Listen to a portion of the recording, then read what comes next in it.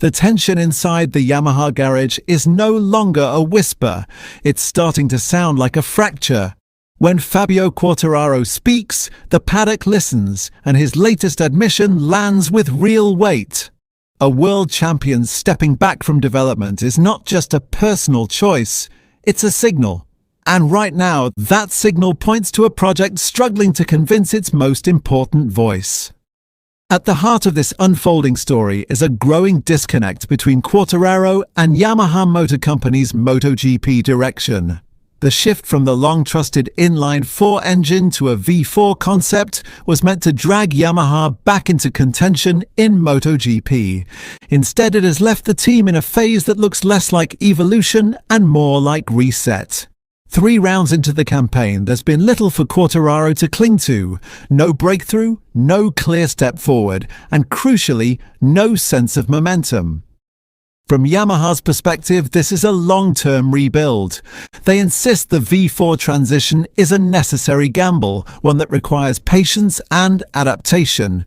But riders don't operate in long-term abstractions. They live race to race, lap to lap. And for Quartararo, the reality is blunt. The bike isn't competitive, and the development direction feels unclear. That frustration has now translated into a subtle but telling withdrawal. Quartararo openly admitted he has stepped back from actively contributing to the bike's development, not out of apathy, but out of repetition fatigue. He believes he has already delivered his feedback, clearly and repeatedly. "I've said what we need and what they have to do. I'm not going to repeat it every time." It's a measured statement, but beneath it sits a deeper implication. He no longer believes his input is making a difference. This is where the situation becomes critical. Quartararo isn't just another rider. He is Yamaha's benchmark, their last world champion, and the figure who ended their title drought in 2021. In a functional project, his feedback would shape development direction. If he's disengaging, it suggests a breakdown somewhere between rider input and engineering response. And then there's the wider context.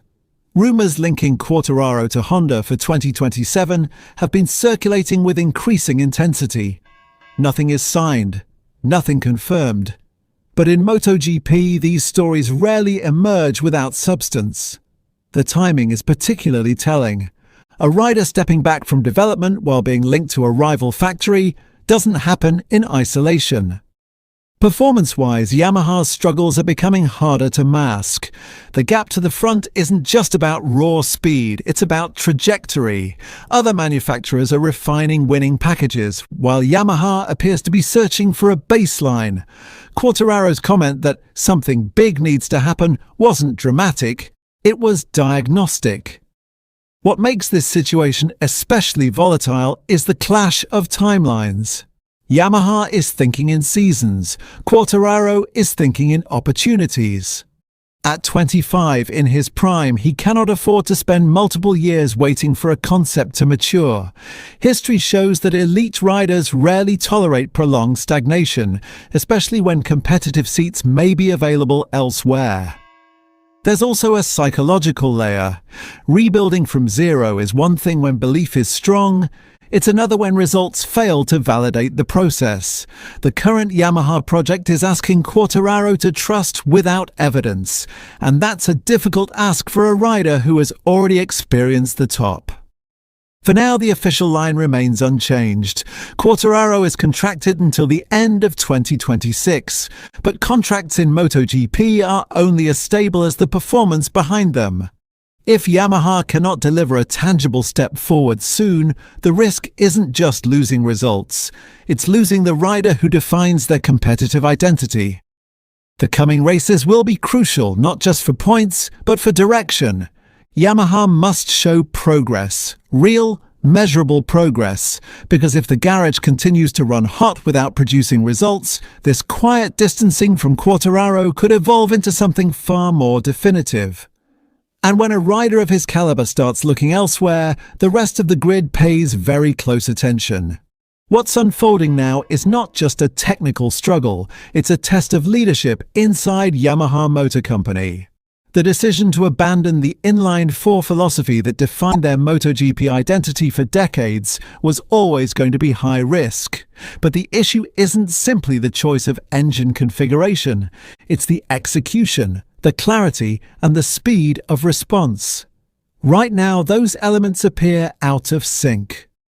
Inside the garage, the V4 project is still in its infancy, and that creates an uncomfortable overlap between experimentation and expectation. Engineers are searching for direction, while riders are searching for results. In modern MotoGP, that gap is brutally exposed, especially against manufacturers who have spent years refining their packages. For Fabio Quartararo, the frustration is layered. It's not just about outright speed, but about feeling connected to the project. Riders at his level need to sense that each session builds towards something. Instead, the current situation feels static. Small adjustments without meaningful gains, laps without clear answers. There is also a growing concern about communication flow within the team. Quartararo's remarks suggest that feedback is being delivered but perhaps not fully translated into actionable development. That disconnect can be more damaging than outright failure because it erodes trust. Once a rider begins to doubt whether his input matters, disengagement becomes almost inevitable. Comparatively, rival manufacturers have built structures where rider feedback directly influences rapid upgrades. Yamaha, by contrast, appears slower to react, still adapting to a new technical philosophy while trying to remain competitive on race weekends. It's a difficult balance, and at the moment, it isn't being achieved. The psychological impact on Quartararo cannot be understated.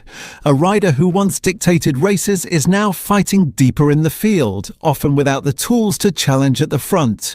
That shift changes mindset, from attacking to managing, from leading to surviving.